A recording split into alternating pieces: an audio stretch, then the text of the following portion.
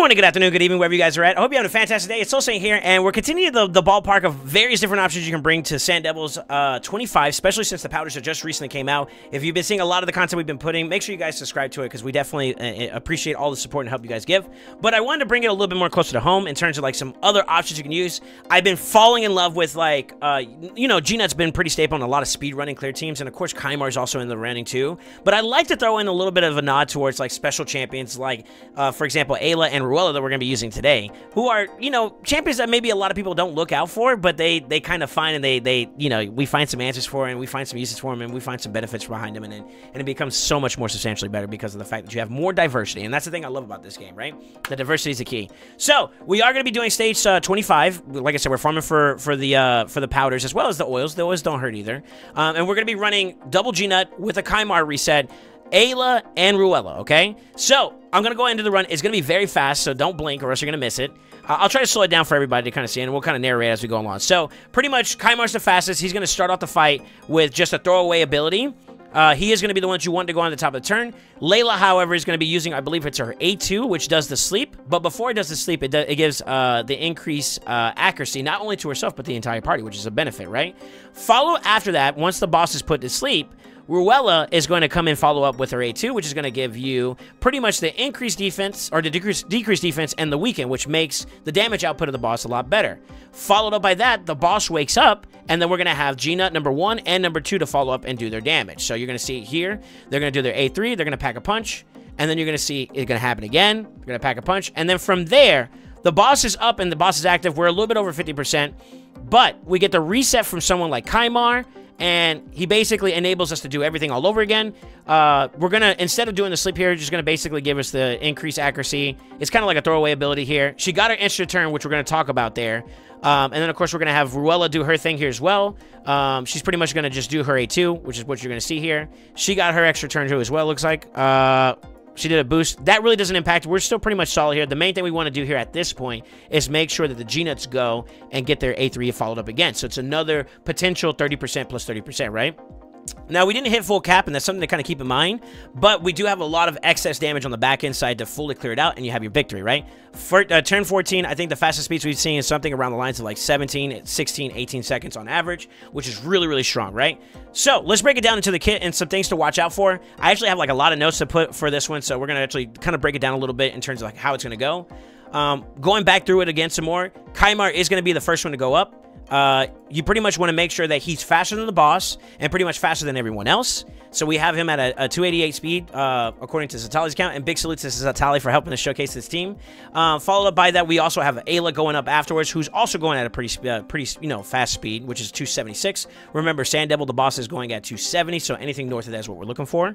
But 288 to 276, you know, we're kind of keeping it in a speed tune here in a sense. Now, Aeila in particular, and this is something that's kind of cool, he does have her at 525 accuracy, which is exactly the number you're looking for. However, we got two things that are going to be kept in mind when it comes to not only her kit, but the composition as a whole, which is G-Nuts. No matter which one you would put in, number 1 or number 2, they have increased accuracy by 80 in dungeons, which means that you don't have to put as much accuracy into her build to make her effective, which is going to pay off in the future when I talk about this.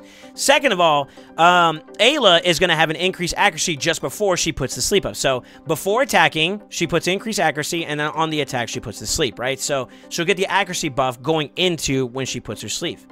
Which means that you have even less requirement. And we actually kind of did this before we did this recording. We did the math here. We did some quick maths, and it's 270 speed, or sorry, 270 accuracy that you would need to hit with Aura. Gives you a little bit more, plus the 50% on top of that will get you to the 525. So very important to keep in mind.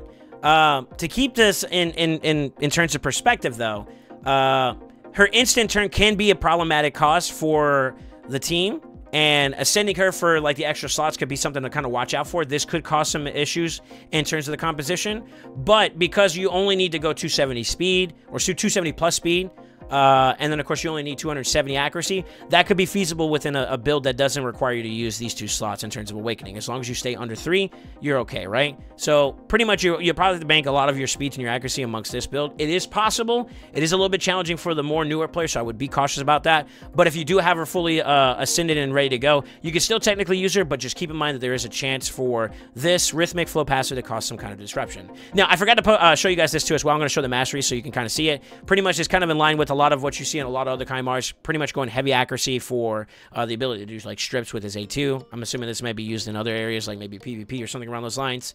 But pretty much you get the idea of it. High accuracy going with Eagle Eye as his masteries. Now for Aeila, we're going to go and show you too as well. It's pretty much the same pacing on that. You have accuracy basically down the support tree.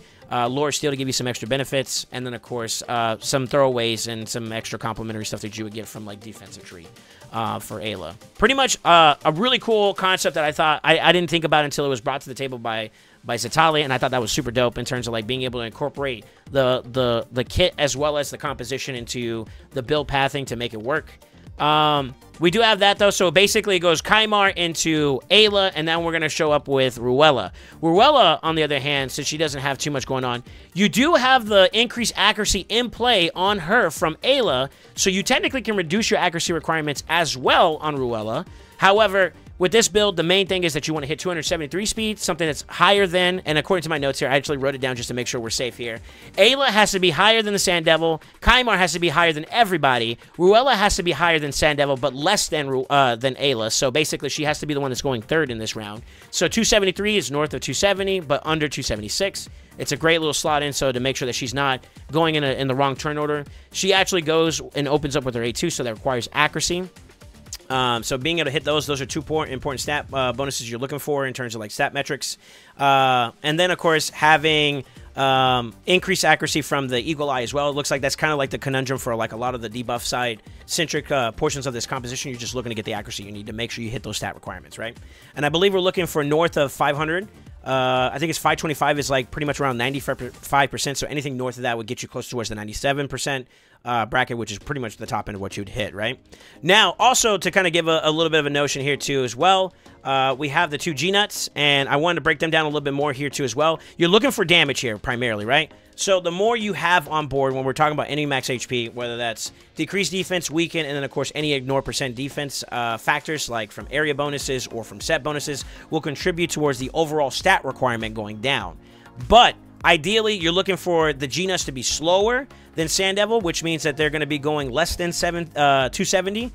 So G-Nut with the 4-star blessing here has 255 with 100% crit cap and 337 crit damage. So trying to hit as much crit damage as you can. He's not running any type of Savage sets, so I don't know if you noticed the first couple of hits of the A3, they didn't do the full 10%.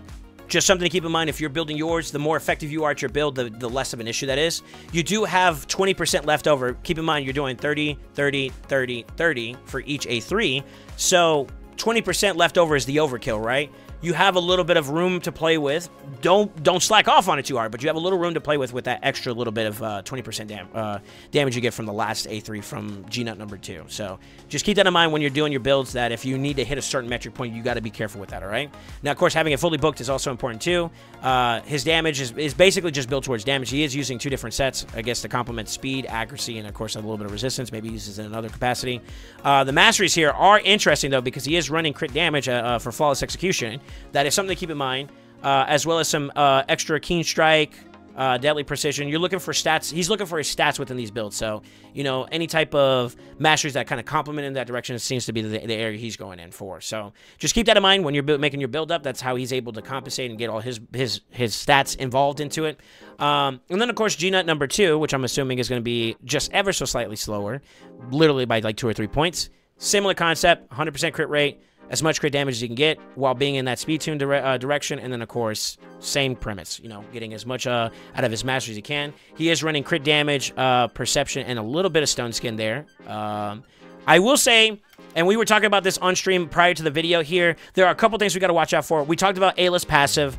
As always, there's always the chance for chance failures in terms of landing debuffs. There's always a 3% factor that exists across this game that you have to watch out for, which means that if the sleep fails from Aeila, that's a problem. If the decreased defense and weekend fail from Ruella, that's a problem. And those are something to keep in mind at whenever you're doing compositions like this. However, I think for the most part, this is a very stable, very strong team to work with. Now, with that being said, why should you build this team? We talked about stat requirements quite a bit, right? 525 accuracy, 270 speed is where this guy's sweet spot is at in terms of like landing debuffs and of course his speeds to kind of play above or below it. Aeila giving the increased accuracy as well as G-Nut having his aura in play gives you a lot of accessibility to fluctuate with your builds. Having Ruella instead of someone like a Rio or for example, Ramantu, if you guys are pushing for Ramantu, is a viable alternative. It really does give you some context. And that's something I want to break down. It's kind of hard to replace the G-Nuts because they do 30% enemy max HP hits in total with their A3. They're kind of hard locked a little bit, so it's going to be kind of hard to replace those. But for like Kaima, for example, resetters like Yumiko could still technically be in place, especially when you partner with Ruella. You get the reset, which is what you're looking for. Ruella can compensate for the 20% increase turn meter that you get, because you would just basically incorporate the A3 from Ruella to be a part of the build, as a part of the concept for the team whenever you go through it for the second set of A3s to make sure that the boss doesn't get his turn before the second A3s come in from the G-Nuts. You can use and play with the turn meter from the A3, which I thought was a special nod. That's what really got me excited about this account, this composition. And then, of course, for Aeila, you have your Sifis. You have those champions that can put the sleep on, into play. I saw some concepts with Cornelia, for example, that could be useful. But this particular team, it's very robust in the aspect that it complements each other. You know, you can make up for deficits if you're doing some plug and plays replacements, right? And if you don't need to worry about replacing Kaimar, but you do have a Riho, or if you do have your Ramanto, of course you can pull out Ruella and put them in instead, and it will work all the same, right?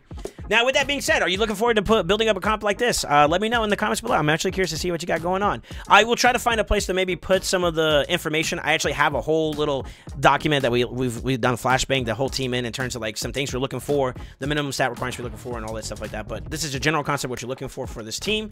And with that being said, don't forget to like, comment, subscribe, and always remember, stay ascended.